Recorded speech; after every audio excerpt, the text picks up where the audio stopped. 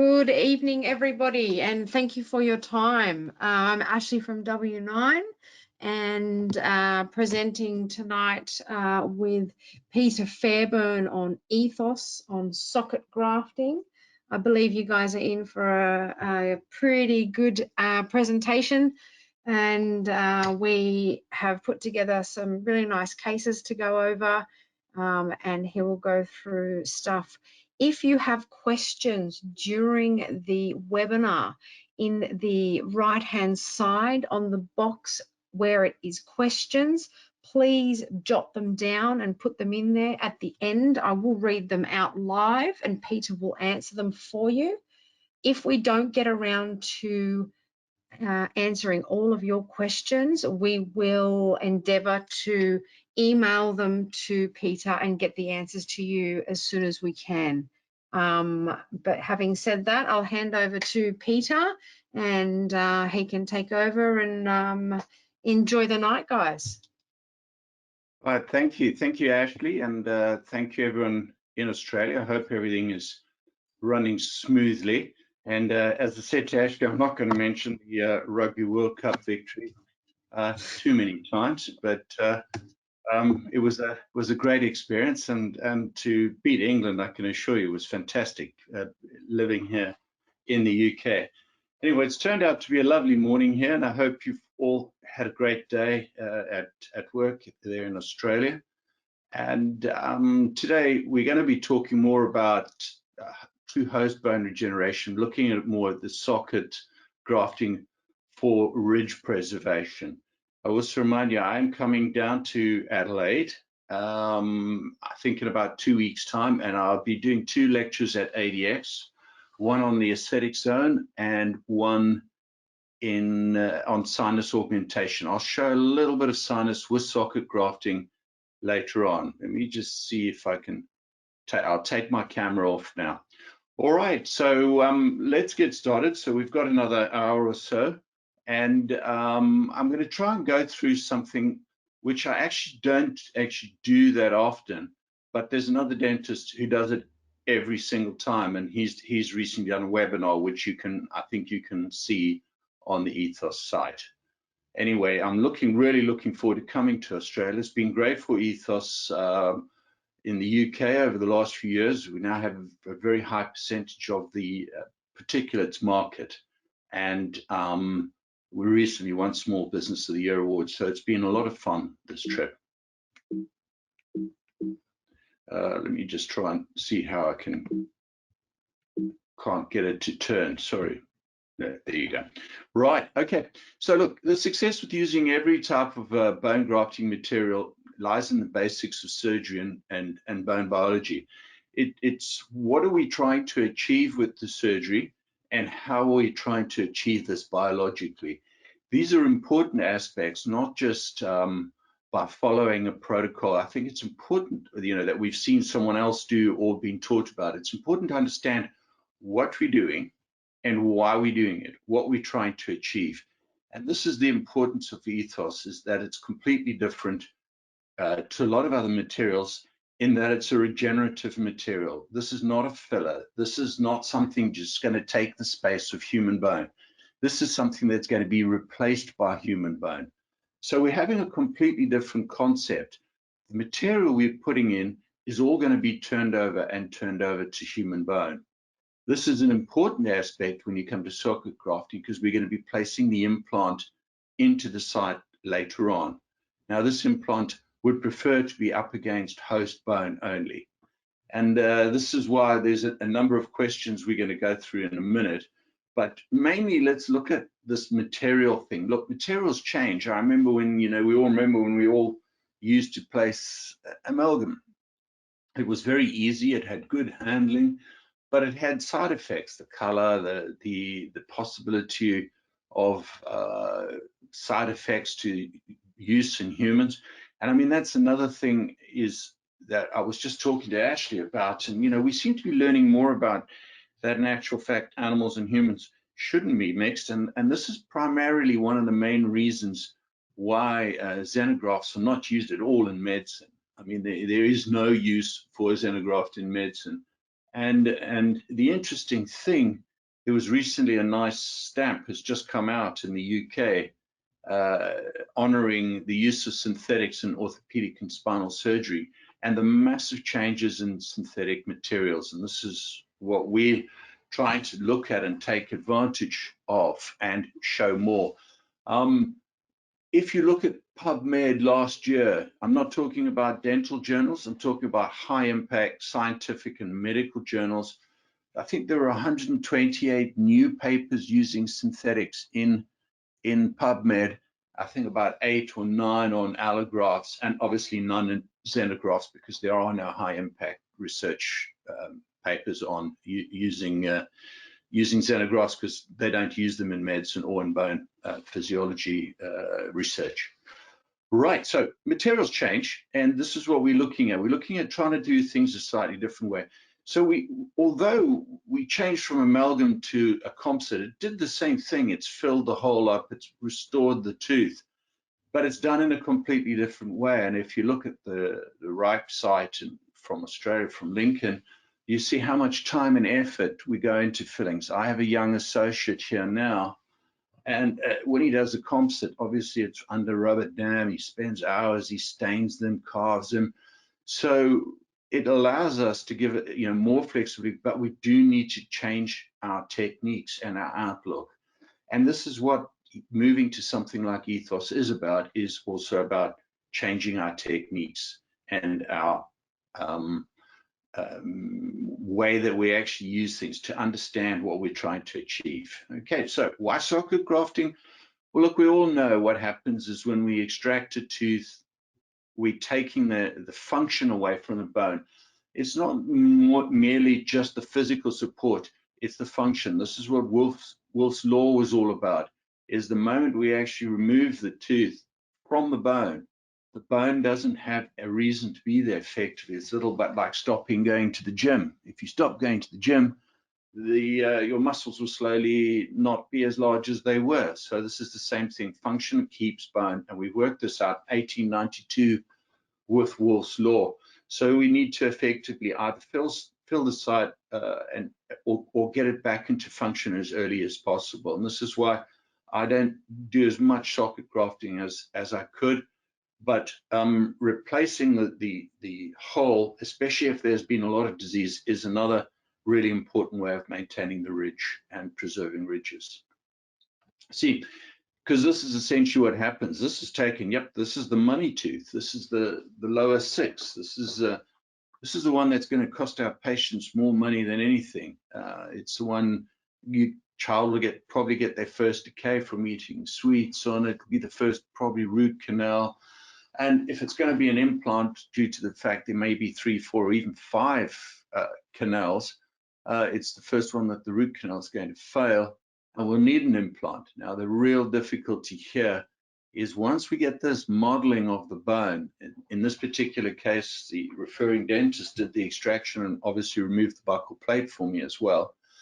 And when we lose the hard tissue, we find the mucosal tissue encroaching. So we're actually starting to lose the keratinized soft tissue. And this is an important factor, that we have to maintain this keratinized tissue to help prevent this tooth then becoming a situation of peri-implantitis.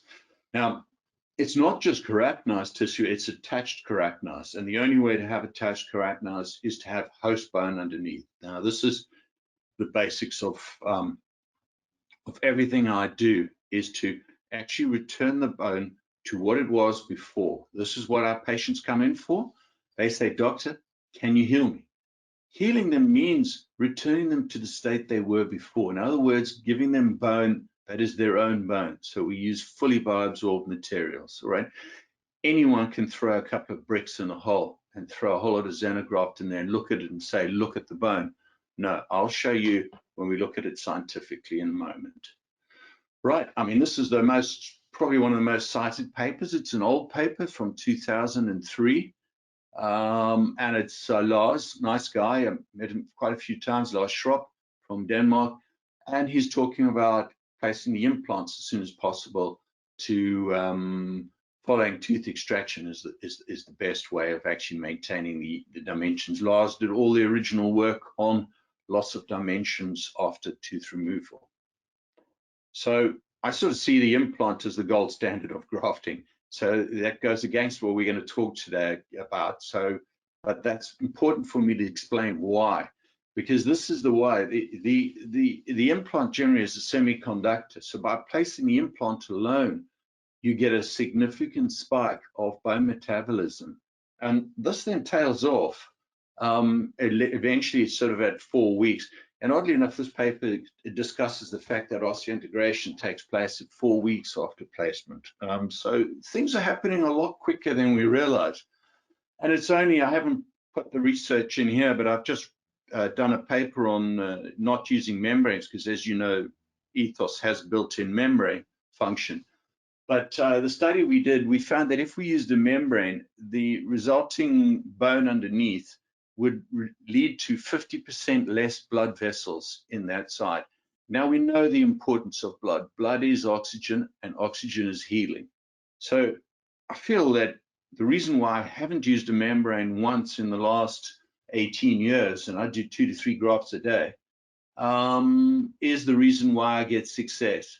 Is because I'm using the periosteum. I'm allowing the miracle of nature to work without impeding it, by preventing not just the blood supply, but also stromal cell-derived factors are induced. Stromal cell-derived factors lead to mesenchymal cells. Mesenchymal cells, osteoblasts.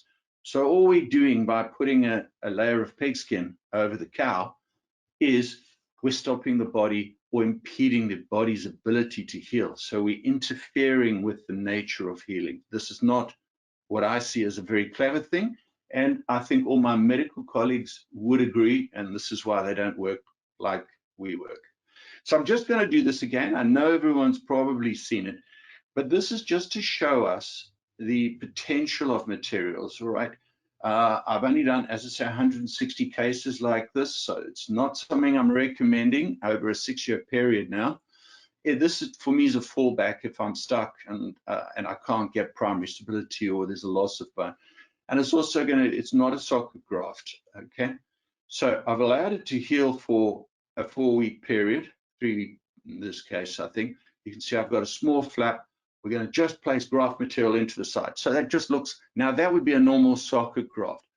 But the idea is, why not place the implant at the same time? Because the implant is going to upregulate the host healing capacity. Plus, you're going to need to put it in later. May as well put it in now. Never overgraft with EthOss. It's a regenerative material. It's not a filler.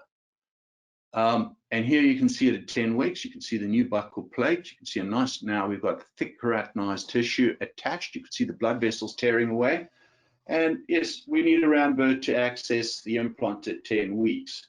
Why 10 weeks? Well, we've allowed the host to heal in the time it requires, not impeded. And 77 is higher than I would have got if I'd placed it in a host bone. As you can see, by doing this regenerative process, we've managed to keep the soft tissues as well. And here it is loaded 1.5 years, and it's adequate. So if we go through the x-rays, you can see we placed no bone to implant contact, no primary stability. 10 weeks, you can see it turning over. 12 weeks, it's now loaded. 1.5 years, and here's it scanned at 2 years loaded. Now, the important thing is sometimes people look at it and they say, oh, on x-rays, it looks like it's more dense. There must be graft material. No, there are hundreds of high-impact medical journals to say that porous beta TCP always fully bioabsorbs. This is a given. This is, people wouldn't even ask me. Well, the reason why it's looking slightly more dense is that there's a slightly lower connective tissue component on in the site of the regenerated bone. So the bone is more dense. I'll explain that to you in a minute on another slide. I know that's coming up. Anyway, here it is loaded 4 years, and here 5 years. Oh, it's funny, Dale House has just come up on something else. Anyway, so as you can see, there it is, 5 years, nice and stable and loaded and looking good. Okay. So today's more about socket grafting. So why are we going to use fully resorbed materials? Well, if you look, the picture on the left is using a xenograft. Yes, it's from an animal study. I've never used xenografts in humans. I've never felt the need to. I did use allografts for many years, but I don't now. I just use synthetics for the last 20 years. And the interesting thing is that what we want is, by looking at the graft material with the EthOss on the orange, you can see how the graft particles are being broken down and turned to bone. But therefore, you can also see the very high bony content of the new bone with less connective tissue. This could possibly change with remodeling.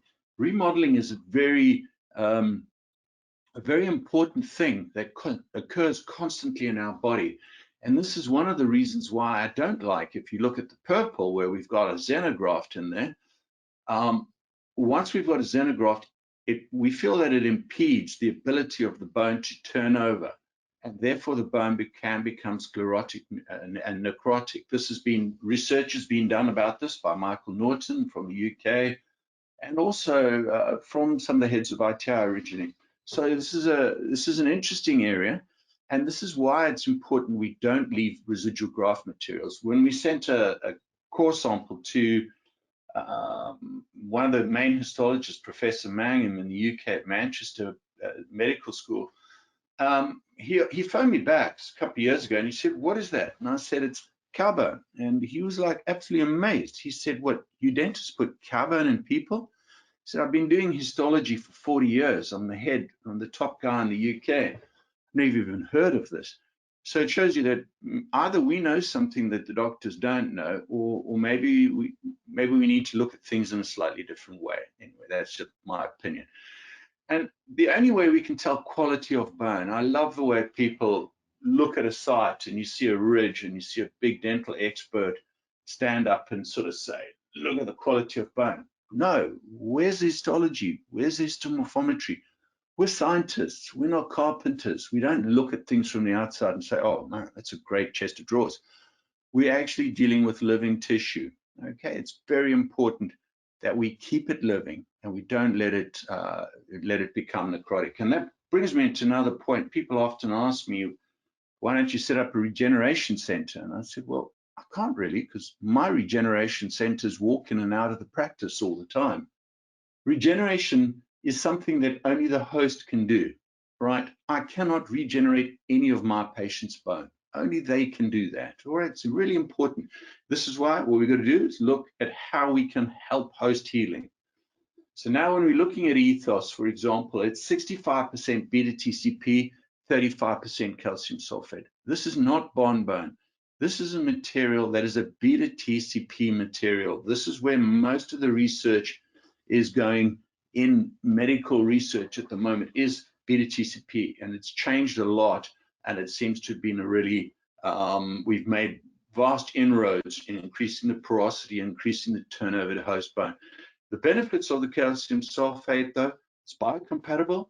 95% of my patients never take a painkiller the next day, and that includes in sinus augmentation. It's bacteriostatic, proof soft tissue healing, and it bioabsorbs at 3 to 4 weeks. What this does is this creates space for further neovascular ingrowth, and this will then upregulate the host healing. Plus, it obviously is going to provide nutrients for the mineralization.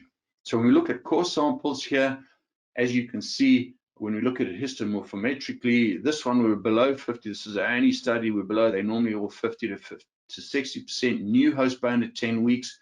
And residual here was only 8.11%. This is done by Heiner Nagurski at Freiburg University. So we got to look at it as regenerating the bone with living tissue.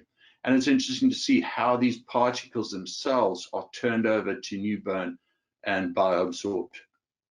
When we compare it to a similar study done by the same histological team, but using a xenograft, and now we can see the bovine bone, BO, on the right-hand side. But when we look at it histomorphometrically, you see the difference. On the left-hand side here, the green is the bovine bone. And even my kids work it out, and they say, "Look, Dad, if you've got all that green stuff, how are you going to have any human bone?" Yes, this is logic. The green stuff is filling the hole up, but it's filling the hole up with not necessarily what the patient wants or not necessarily what the body wants. So these are important factors for us to take into account. I'll just briefly go through. This is a published study. All the studies are published on the EthOss site. And so, whoops, sorry. Let me just go back to that and see. Okay, there it goes. Right. So essentially here we've got autogenous, which is the gold standard, and we've got bovine bone, which is the dental sort of standard. And yes, the bovine works. Yes, it's hard, but it doesn't really look like a rabbit because it isn't. It's only about 5% rabbit. The rest is cow, but it does work. And autogenous works, but as we know, we can lose volume when it's modeling. This is the interesting thing by looking at EthOss at an 8-week period. 8 weeks is probably equivalent to 12 weeks in a human. We can see that we've got a nice hard material, but here we had over 50% new host bone. So this is an important thing, is all we're doing is helping the host heal. So we look at it with micro CT. That's going through. You can see we've got a xenograft site there. And yes, we get a little bit of bone by osteoconduction. The interesting thing with the EthOss is as we're going in, we can see that the vast majority of the new host bone is right in the middle. Can you see it there? Okay. So when we look at it on, this is same rabbit, same level, rabbit 5. If we look at it, the xenograft, you're getting a little bit of conduction. If we look at it on the EthOss, it's inductive. These materials have a high osteoinductive potential. Again, this is something that there's over 200 high impact papers on us stating it, including 1 or 2 dental ones finally now, stating the osteoinductivity. And there's a nice new paper by Richard Myron, who's a dentist who's a research dentist who does a lot of research on these factors. And he was looking at intrinsic osteoinduction. Not sure some of the ideas, but there's a lot of areas of work that have gone into working out why these materials are so inductive. Obviously, the key with this is as we're losing bone, we're getting new bone formation, and here it is with 50% new bone when using EthOss. We've published a lot on this, 5 or 6 different languages. Again, you can have a look. So let's go to a traditional socket graft case. Here's a traditional kind of case. Take the tooth out, graft the site, and then we use a fleece. Why do we use a fleece over the top? This is merely for research purposes, because this is what other people do, and also to help stabilize a clot. Look, I don't actually do that many traditional grafts like this, socket grafts. I probably do maybe 10 a year, maybe less, maybe 5. Because the problem here is that we're letting the patient out of our hands. Okay, I had a guy I did a sinus with, and and I said, okay, go home, be quiet, don't do a lot, have a very chilled evening. And he phones me the next day. He said, oh, I'm lying in the bath. It's 11 in the morning. I've got a massive hangover, and I'm blowing my nose, and I hear a bubbling sound under the water. I was like, okay, so which part of that did I tell you to do? Obviously, he went. There's 3 pubs right across the road from my practice. So if anyone's ever over here, we've got a lot of drinking holes. And he basically said, yeah, he went to the pub, met a friend, had a few beers. They drank all afternoon. Then they heard of a party, so they went to the party, then a nightclub, got home at 3 in the morning, and that was his day. So it shows you that the moment you let the patient out the door, you lose control of the patient and what they're actually doing. So what actually can happen is they can go for a jog up a site, you might lose the site. Graft material can be lost by any open, even if it's suture closed, any open site. And it does vary a lot from case to case and patient to patient. So we prefer, if I'm going to socket graft, is I extract the tooth, let it heal for 3 to 4 weeks, then I've got a flap to cover over. I just feel more secure like that. For me, that gets 99% result of works every time like that, 99%. But anyway, here you can see we've lost the buccal plate, and what we've lost is keratinized tissue. You can see the mucosal tissue, how it's been lost there. And we've done a lot of research on healing by secondary intention over a stable graft material. Here was using Easy Graft, and he was using Vital, which was a precursor, an orthopedic product. And here we photographed it on the yellow poster. We photographed the case every day for 3 months from exactly the same position. Well, Minas did that. Minas, my research partner, is a very dedicated researcher and PhD in materials. Anyway, so the other important thing with socket grafting is degranulation. It's cleaning the site. It's really important. And that's another factor why I kind of feel that, you know, socket grafting is not that clever, because in actual fact, when we've taken the tooth out, the key is to clean the site to get 99%. You know, if you look at some of the other work that Johnny Cochran's been doing, he socket grafts every case, and some he can't clean, and it doesn't seem to make any difference. What I'm trying to do is get a 99% success. I want something that works every time, okay? And this is important. We like using these degranulation burrs, because if you're doing a normal socket graft, you take the tooth out, patient is traumatized, had it not their best day, they've just had a tooth pulled out, you've invariably got an acute infective site, and then you're going to go and graft on top of that. And that is another reason for graft failure with socket grafting. So I feel that if we leave it for that 3 to 4 week healing period, patient can relax, then we can raise a flap, then we can clean the site very well without having, you know, that post-traumatic post-extraction. Yes, I know it involves another phase, but then, as I say again, most times I would place the implant. So in this particular case, there it is there it is 10 weeks later. Okay, so this is 10 weeks. Look, healing in every patient is variable. Physiology is variable. This is can be a problem, and it's the problem which sort of blinds all dental research, clinical research, is the variability of host healing. Just because they're all non-smokers, non-diabetics, doesn't mean they're the same. People eat differently, people heal differently. So physiology varies a lot. And sometimes you might open up and it might be less mature bone, and other times you look at this case, that's 10 weeks. Look at that buccal plate. Look at when I'm raising that nice, thick, chunky, keratinized flap there, and you can see blood vessels tearing away. So at 10 weeks, this is actually healed quite nicely, you know, which is the case in most of them. But sometimes you may get something that is more osteoid early bone, and I've raised flaps at 6 weeks, and so I've seen that. But not to worry, that'll turn over, that'll improve once you place the implant as well. So here you can see the site. There it is now removed. I think there was a vertical, or there was a fracture on this tooth. This is why we didn't root fill it. So you can see there's the socket. There it is, socket grafted.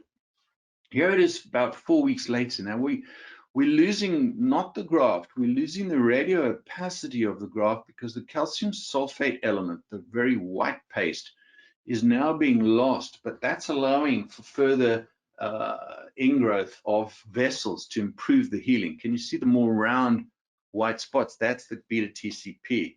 So, and also when you look at x-rays at this phase, we're not seeing the mineralized end result. We are now, and now this is taken at 10 weeks, and now you can see the height seems to have come back, and we've now got a better picture. Here we're taking the core right from the center, because we know that the best bone is right in the center. Okay, you can see that new buccal plate, which is nice, and that's the reason why we've got nice keratinized tissue. Now this is the entire core. I'm not taking a little good corner out to show you how amazing it is. This is the entire core, showing over 53% new host bone, or it was 52, 53%. So you can see the blood on the one side. That's the entire core, a picture of the entire core. Not many people like to show that, because they're easier just to take the good section out and show the good section. So this is what we're seeing. Then we're placing the implant. Now that implant was placed directly into the center of that socket, and we've now got 69 on Ostel at placement, and then loaded another 10 weeks afterwards, and we've got 77. Here it is loaded. This is actually on PubMed as well, so you can read the whole case. Interesting thing here is a beta TCP trapped in new bone, and this is why we can see it as regeneration. Here it is looking through the scan at 2 years later. Okay. Now, this is a case by Johnny. Now, Johnny does things completely differently to the way I do. And this is what why I like putting other dentist cases in a lot of my talks now, is that I like to see the way other people are doing things as well, because, you know, we're all dentists. We all sit in our little surgery and we do things our own way. And now Johnny socket grafts everything. And he does it with a very interesting method. Here you can see at root fractures, remove the teeth. You can see we've got very thin buccal plates, possibly loss of buccal plate. He then places the EthOss. He obviously doesn't use a fleece. He just sutures over using multiple vicryl sutures. I mean, it looks like his little sister's done the job. And then just puts the denture and leaves the sutures in for 2 or 3 weeks. You know, this would contradict what I would feel about having bacteria, but he's getting it to work every time in his hands. He's getting really good, predictable success. The other thing with mixing, be careful when you're mixing in the syringes not to put too much saline. If you put a lot of saline in, so rather use an instrument to mix it or mix it outside, what can happen is you can actually wash away the calcium sulfate element, and then this will sort of wash away your so-called barrier function. So it's important to apply less saline in mixing. Mixing is, for me, I do 90% of my mixing outside in a dampened dish or in a bowl of some sort.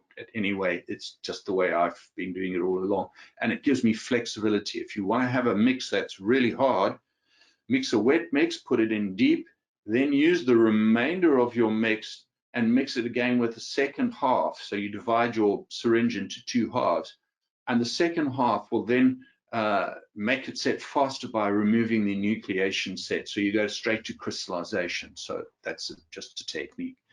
Anyway, here you can see at 10 weeks, there's the new regenerated bone. You look at that nice new buccal plate he's got there, and look at the keratinized tissue. And he's removing some of the plate. You can see via the flutes. You can see the new bone in the dampened dish. All right, and here it is again, like his technique with suturing. He's placed the implants. There it is, ready to restore and restored. This process of actually allowing the site to heal, here is the socket. It was an implant from Thailand, I think, and it had failed. You can see we've got a small defect. And what we can do is by allowing it to heal for 3 to 4 weeks, you can raise the flap. You can see how nicely I can clean the site. You can see all the granulation on the top there. What I often do is take the granulation and leave it on the palatal side, then graft and put the granulation tissue over to help with soft tissue healing over the top. So it's a bit like a natural PRF. Here's the case showing the socket and the implant placed at 10 weeks and loaded a year. So in this particular case, you see we went from there to there in 10 weeks. Okay, so all we're doing is we're improving and upregulating the body's healing, the host healing, to allow the host to heal well. Okay, so what we've got is effectively, thanks, everyone's arriving for work, we've effectively allowed the body to heal, and what it does is it gives us a very high percentage of the body's own bone. So therefore, what we're doing is optimizing the miracle of healing. You know, people often say, well, why don't you use a membrane? I said, well, I use one called a periosteum. It's been used for millions of years and trillions of cases. And it worked really well. It works well for the doctors. It works well for the spinal guys. It works well for everyone, until a dentist came along in the 80s and said, no, you know, late 80s, early 90s, no, we actually need to put pigskin there to help the body heal. Nonsense. It doesn't impede the body's healing. So when we look at a case like this, for example, you can see where the sinus is. So it's right, you know, just at the trifurcation. So placing an implant into that trifurcation might be difficult. Patient was a lawyer here, so I decided, err on caution. I'm not going to put something in, even though I've had only one failure in 160 with push-ins. It's important that here we socket grafted. Now I'm placing the implant at 8 weeks, all right? That's why it's not that mineralized by 8 weeks. So there is more in there. And I'm placing them, yes, I should have maybe placed a longer implant because as you can see what happens 10 weeks later, I now open up and I need a round burr to dig around to find the implant, which is now 3-4 millimeters below the new bone. You can see the new bone quite clearly there in this particular picture. And here it is loaded at loading and then loaded 6 months. And you can see how we've got a nice regeneration and nice regeneration in the adjacent teeth. This is an important factor, as I often use implants and regeneration to help stabilize adjacent periodontally involved teeth. Okay, and if you look at it closely, you always see the regeneration of the PDL. And this is why it's important not to clean the surface of the adjacent tooth too much, because we feel that there may be progenitor cells for PDL reformation on that, and also how he agrees on that one. So let's have a look here. Here it is now loaded 18 months. You can see we've done a crown's been done by the referring dentist on the back tooth, and you can see we've got an adequate outcome, and there shouldn't be any reason why this wouldn't be long-term. Only regret, you know, every case you look at and you think, yeah, maybe an implant another 2 millimeters longer would have helped, maybe a 10 rather than, I think that's an 8 or an 8.5. So when we're looking at the principle of allowing it to heal, now we're publishing this at the moment, and we've done a scientific study, multi-center, with friends in New York and in Virginia. You can see the granulation. You can see how I've degranulated the site here. Yes, I should, you know, this particular case, we were just going to socket graft, but we could have placed in the bifurcation here as well. There's the EthOss. There's the 3-week healing period soft tissue. Here it is taking a core from the center at 10 weeks. The study was done at 10 weeks, and then placing the implant. There is the core there, and histology was done by Harry Prasad at the University of Minnesota, possibly the best histologist in the United States, especially dental-wise. Another bugbear of mine is sending histology to medical people. The moment they find out you're a dentist, you can forget seeing your work. We just seen as such low priority all the time that even when I talk to really the world's top bone scientists and physiologists, the moment they find out I'm a dentist, they kind of lose enthusiasm and just stop emailing me again. It's sad. We're always going to be the poor cousin. We have to just grow up and accept that, I guess. Anyway, this is all going to be in a study. We got 53% new bone and 10 to 12% residual graft material in this study, multi-center, which we're publishing, writing up at the moment. Here it is now, implant placed in good fixation, and here you can see the x-rays of the case. I'm just showing you this just because this is an infected sinus, because it's going to draw me onto sinuses, and then I'm going to show you 1 or 2 little tricky techniques about how to actually do your sinuses with socket grafting and reduce your sinus ability. Here was a case, I'll show this in Sydney in more detail, which was referred to me by the hospital to place an implant. They said they've taken the tooth out, but as you can see, we've got multiple orantrals. If we look at it here, I'm using DASC. You can see there's 2 orantrals on the buccal wall there, and the one we've made bigger with using DASC. You can see the connection of the mucosal tissue to the sinus lining, the ciliated epithelium, and so we need to sever that. And then on the top there was a suppuration coming out through that hole there as well. So as I was lifting the lining, obviously it was all torn, pus was coming out. And then all I did was graft it as much as I could. There's the lateral window and the main orantral, grafted with EthOss. And there it is 8 weeks later. That's 8 weeks later, healing in an infected site. This is helpful because the materials are bacteriostatic. Bacteriostatic materials are a great benefit when we're using them in infected areas like this. It allows us to feel a little more secure. I've been doing sinus augmentation for 25 years, 26 years now, and I've never had an infected sinus, not one, you know, and I do probably 2 a week. So, you know, we get through a few. Okay, so it's helpful using these materials. There was a request by someone about using these materials in osteonecrosis cases from a hospital in Australia. Yes, this is the way it's done in orthopedics. They use products like Stimulan, which are calcium sulfate pellets. You infuse bacteria into the calcium sulfate, and then you can place it into the site, so it's releasing the antibiotic at the site of infection. As you know, intrabony infections are poorly served by blood supply, and so giving systemic antibiotics are not as helpful. So there it is at 10 weeks now. You can see on the scan, on the cross section, we've now got 10 odd millimeters, placed a bone, placed an implant. Case has been loaded for 4 years. Not ideal with his oral hygiene, but I'm sure it'll be fine. Right, so this brings me to socket graft, and then just using a sort of more simple sinus augmentation process. Now we've got lots of ways of doing it internally. So when I removed these two, I was going to place using one of these newer techniques in about a minute, but I put the pilot burr and I just touched the bone and I went into the sinus. So I was a bit embarrassed about it all. So I said to the patient, look, we're going to just socket graft the site and we'll revisit it in 10 weeks. And that's exactly what we did. Another thing is never overgraft, even in your sockets with EthOss. Better to find do it to the exacerbation level. If you want to get vertical and you want to get horizontal, this is another whole section of using EthOss, getting big vertical, big horizontal. It's best to layer it. So you do one layer and then you do a second layer at implant placement, so that you grow 2-3 millimeters at a time. Don't go for any big 8-10 millimeters, because simply you're taking the periosteum too far away from the healing. And this is the key. This is a regenerative process. This is not just building up a pile of cow. This is completely different. Okay, so let's go here. It's 10 weeks later.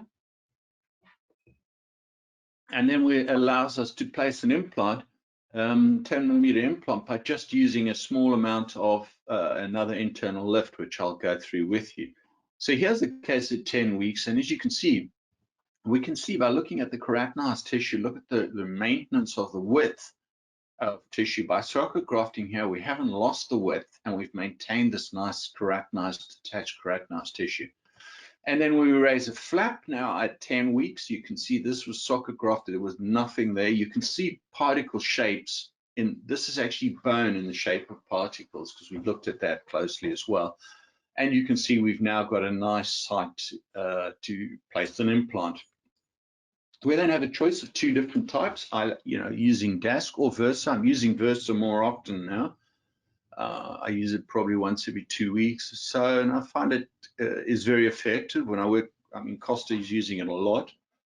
Another couple of other friends are using it. Yes, I've got some extreme cases, which I'll publish soon using Versa. My advice with using Versa is start very, very slowly. In other words, start on easy cases and never go for more than 2 millimeters at one go.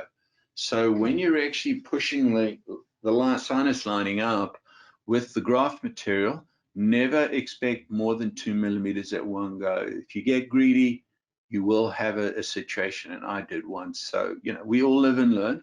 So it's important to keep that in mind when you're actually packing the graft in. Rather take many short little goes and use a much drier mix of EthOss when you're putting it in.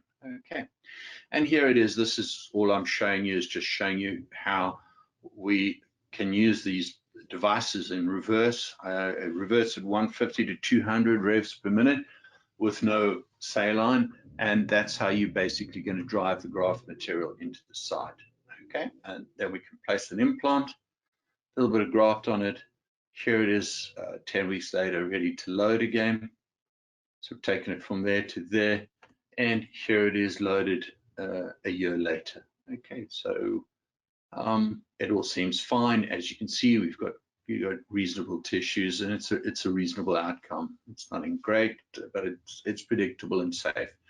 So date another one very similar. We've got another 3 or 4 minutes, and this is a dentist's wife.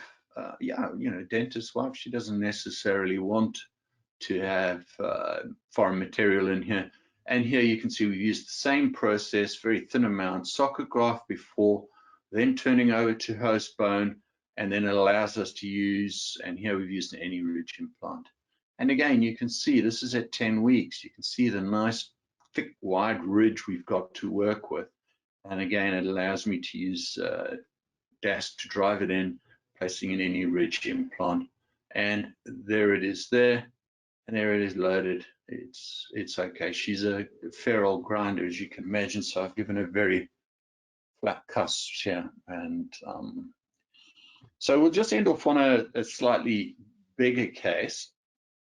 And then we can go more into sort of questions. I'll try to leave a little more time for questions, because unlike you guys who are probably relaxing back on the sofa and having a tinny now, I'm about to start off with a nice whole long day of usual sort of working and implant cases. Anyway, so what we're going to show you here is a small dentigerous cyst, ridiculous cyst. I can't remember what the histology on this. This is done by Minas. And as you can see, it's a reasonable size.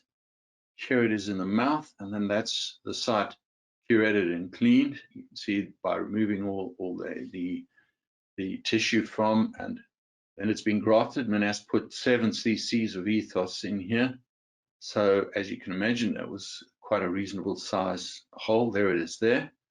And then just sutured closed. Here is the cyst itself and histology. And so as you can see, this is before and afterwards. The second scan was taken at 2 years afterwards. And again, if we're looking at the density and thinking there's residual graft material, no, it's just slightly more dense bone, and that's why it's giving this appearance generally. And here it is from looking at from the front aspect and looking at sections. He did this in Athens, that's why the Greek. And as you can see, we've got a new buccal plate. If you look higher on section 74, and you can see, if you can read Greek, you can see they're both at the area of the 2-4. These sections were taken. And it's important that what we've got here is returning it back to sort of the host's own bone in the site, just for the ability to maintain the nice soft tissue, as you can see here in this particular end case. Right, finally, just ending off, a lot of people are now using EthOss with zygomatics and Nasalis as well. And the main reason they're actually using this is by Riz Said. Costa in Dubai has just done some cases where there was no bone the whole way, literally the top. So we've got some really interesting cases coming up using EthOss and zygomatics. And the main reason why they like using it is this side effect of using EthOss, which is that we seem to get a dramatically improved soft tissue. And this is an important thing in a zygomatic at this particular point, is that we've got a very good keratinized, attached keratinized area. And this will allow for improved safety and obviously less bacterial exposure to this critical part in zygomatics. Finally, I just got this about 4 or 5 months ago now. This is just a mail I got from St. George's. And the interesting thing in the UK is now we're finding that a number of the hospitals are using EthOss a lot. And here at St. George's, which is London's main neck deformity team, they use it literally in every case. They often mix it obviously with autogenous or corticocancellous, and they just find that it's a way of helping and upregulating the host healing. So we're quite excited about that, coming from developing it. Right, so that's all really, and so we just got what we got is a few more minutes for questions. And I'll see you all soon. I think it's in about 2 weeks time, 3 weeks time. I can't remember. I'm going to Spain next weekend, and then I'll be over in Australia, and I'll be over for ADEX. So it'll be good to see people, and down in Adelaide. In the meantime, that's my email address. If anyone wants to contact me, that's the website, ethos.dental. And we've got a Facebook site, which you should think about joining at EthOss Case Studies, where people just put up. We've got 6,500 members, and and a lot of guys put up cases, and we keep it very straight. and you know, no sort of attacks, because we're all only human and we're all only dentists. And I can assure you, like everyone else, I do things that don't work out as well as I would like to at times. The good thing about getting older is you learn a few times, and you've been bitten once or twice, you know how to stay and keep your consistency up. That's the key. The other good thing is you get older, the more you get older, the more you realize you don't know. And so this is the exciting thing of life. Anyway, thank you very much. And I'm going to hand you back now to Ashley in Australia, and we can go through some questions. Thank you very much. Thank you so much, Peter. That was wonderful. As Peter did say, he will be here for the ADX and on the stand. So I'm sure everybody who is coming will bombard him with questions and cases and things like that. So we will come up with a strategy to make Peter available to people that do need him.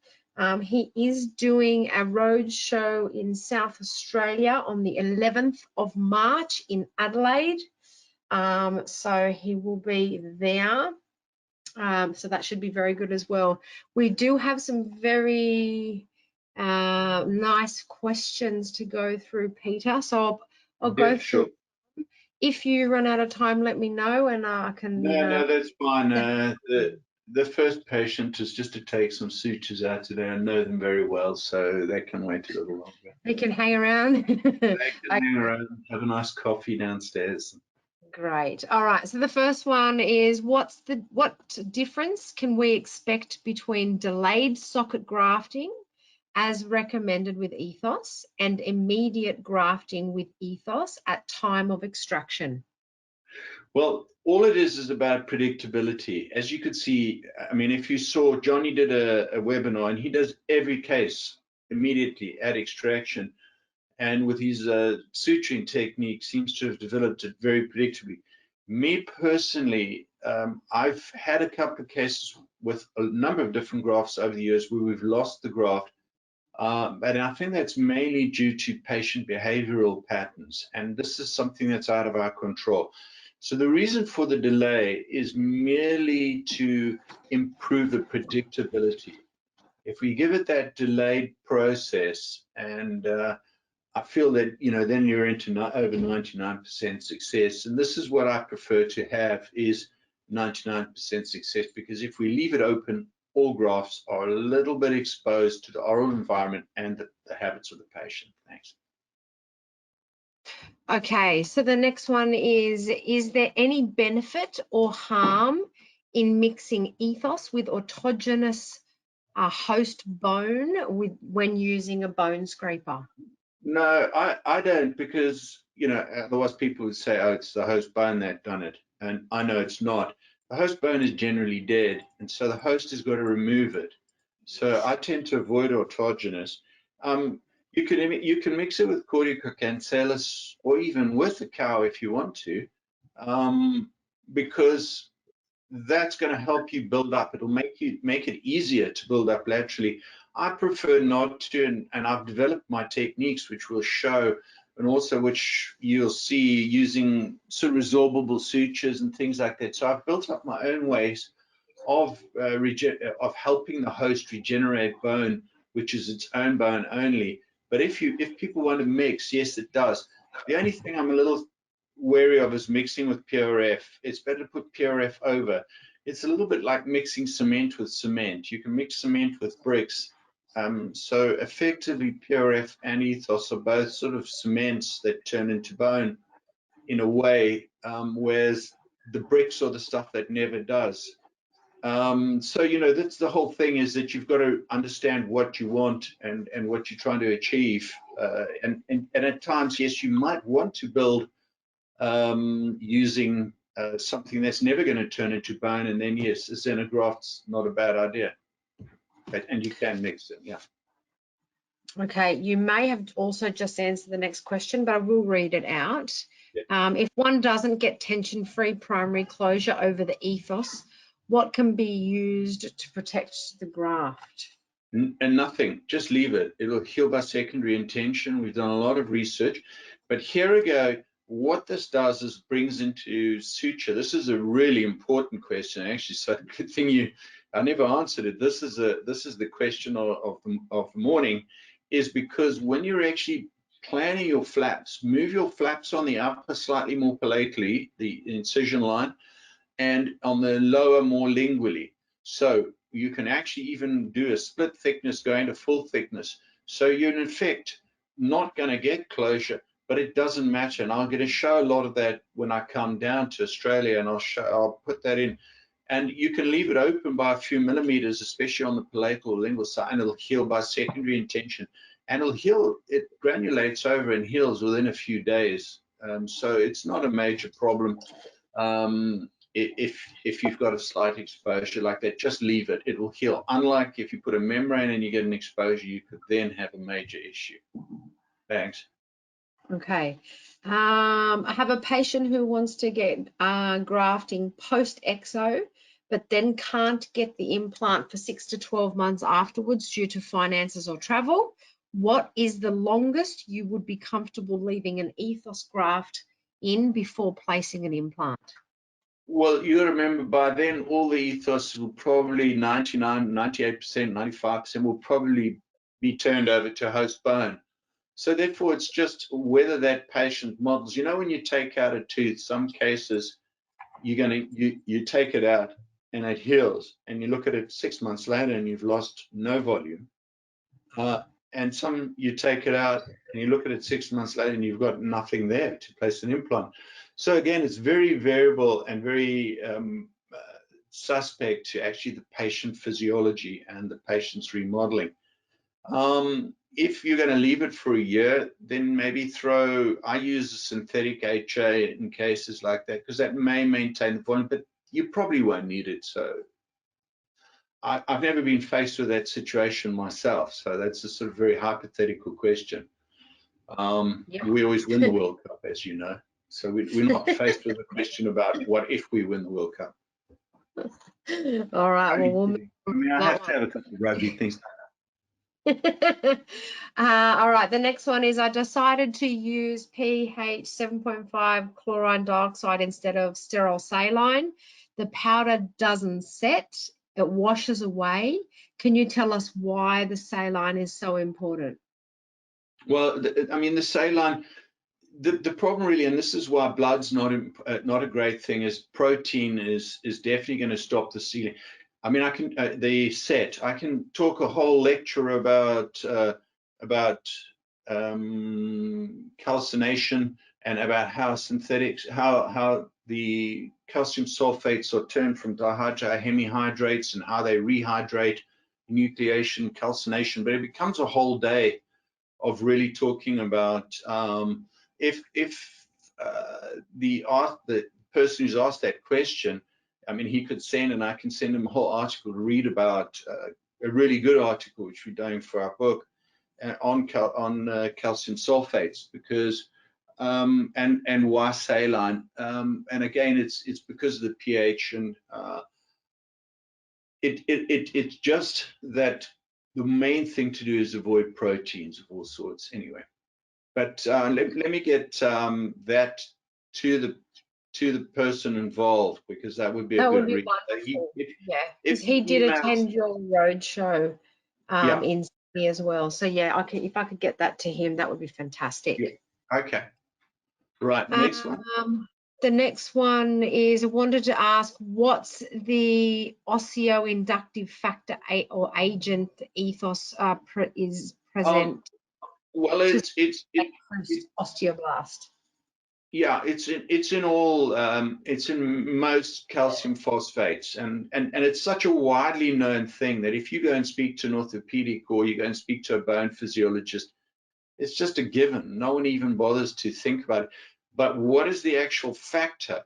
This is the really interesting thing, because no one actually knows fully. There's a number of different theories. And the world authority in this is a lady called Pamela Havovich, who's the emerite professor at Strasbourg University. And if you look and read some of her research, again, there's a really good paper on that summarizes and reviews all her research. and it explains it. We've done our own studies as well, where we can grow bone in muscle tissue. Danny Boos has done a study with Richard Myron, which is the only dental one, and again showing the osteoinductive potential of these materials. And this is the interesting thing, that people have been working on it since the 80s and trying to work out why. And yet there's so many different theories. The other one to read is Richard Myron's new research. Again, he has his theories. So it's an interesting thing. We know it does because I've seen it in my own hands. I've done animal studies where I've grown bone in muscle tissue in the thighs, and it seems to be quite effective. We're redoing the study now. We're doing a full study, so we're going to get that done this year. But the actual method is something that's very debated. So the more you read into, the more you realize there's lots of different theories in it. Anyway, okay. We've just got a couple more. Do you recommend lateral window sinus lifts with the grafting of EthOss only? I lateral window once a week using desk.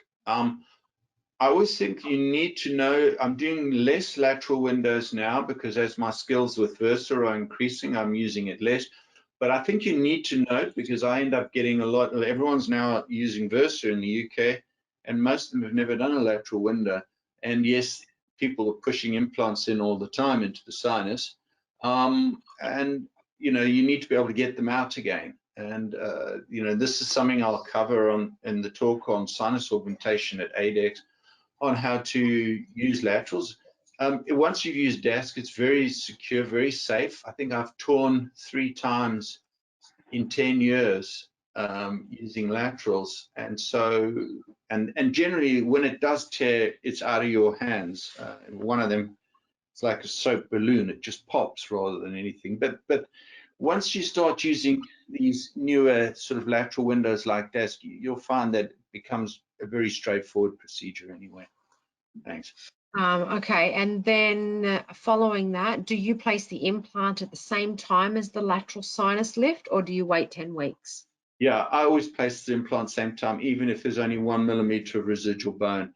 The implant's going to help A, with the tenting, B, the implant, as we know, is semiconductive, therefore it's going to have an upregulatory effect on the new bone, and C, you're going to need to place it anyway, so why not place it then? I think and Hill Tatum, the inventor of, I spoke to him about this, and he said, yes, that's logical, because, and a lot of the times that's what he said before, but then different materials have been used over the years. I think Stephen Wallace, who was the initial researcher with using xenografts, I don't think he's using xenografts anymore in sinuses. Again, if you want a good picture, they give you a good picture, but what they do is reduce the amount of host bone is what you want to see. You don't want to see a good picture, you want to see a true picture. And you must therefore use resorbable, fully bioabsorbed materials to get a true picture of what you have in the sinus. Excellent. All right. And then with the case from the hospital where there was oro-antal communication, yeah, do you degranulate the socket at all prior to grafting, or was EthOss placed directly into the site with no degranulation? Because I'd lifted the sinus, I could clean the socket where the suppurating socket was, I could clean.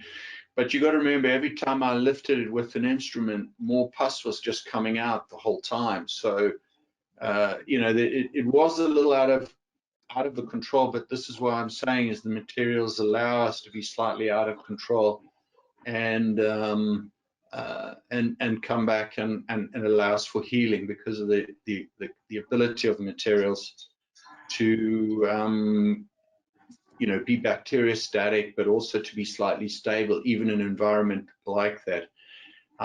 As I said, protein is the one thing that really does hinder the set, and that's going to be blood.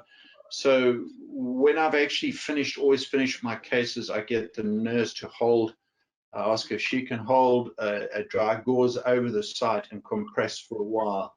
And even if it is bleeding, the gauze then draws the blood into the site, and that allows the set, because the set, back to dihydrate from hemihydrate, does take a lot longer than we think. It's probably up 10 to 15 minutes, and that's why we work on techniques on improving the set. So the set's not a critical thing. It's the stability of the particles within. So it's the shape and the size of the particles, the TTP, which helps stabilize the graft more importantly than the set. So it's a variable answer that, I guess.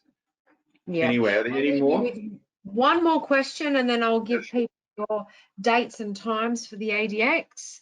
Can you use EthOss in intercrestal sinus lifts? I mean, intercrestal. Intercrestal sinus lifts. Well, I mean, the whole benefit of using EthOss in sinuses, it allows us to do multifunction. So whilst we're actually doing lifting the lining and placing and grafting and getting host regenerated bone in the sinus, it also allows us to grow vertically. So often when I do cases with sinuses, I don't place the implant all the way in. I leave it out 2 millimeters, and I grow vertically at the same time. And we can deal with defects. So the one material effectively allows you to do 2 or 3 jobs. And I grow vertically on nearly all my sinus cases outside the sinus as well. So because it allows you to have a better restorative platform for that first molar, which it generally is, rather than having a big molar. I haven't put any of those cases in because it wasn't really a sinus talk today. But it allows you, yes, you can routinely on the maxilla grow vertically a few millimeters. So it allows us to have a better restorative platform, because implant dentistry is a restorative job with a little bit of surgery attached to it. So it's essentially we doing it to have a tooth there, and therefore it's important that we get the tooth in the right position and at the right level. Thanks. Excellent. All right. Well, I want to thank you for your time, Peter. And I know you're very ahead of you. And then everybody who's left on, Peter did mention that he will be doing 2 talks at the ADX. He'll be doing one on Saturday from 12 till 1, and then one on Sunday from 10 till 11. They will be published on the lecture timetables that are given, and I'm sure it's on the website as well for the ADX. So you can have a look at that. And once again, thank you, Peter. We can't wait to get you back to Australia. And you can have a couple of drinks over here with everybody. Thank you. Looking forward to a cold beer. Thanks a lot. Wonderful. Right. Thank you so much. Good night. Bye then.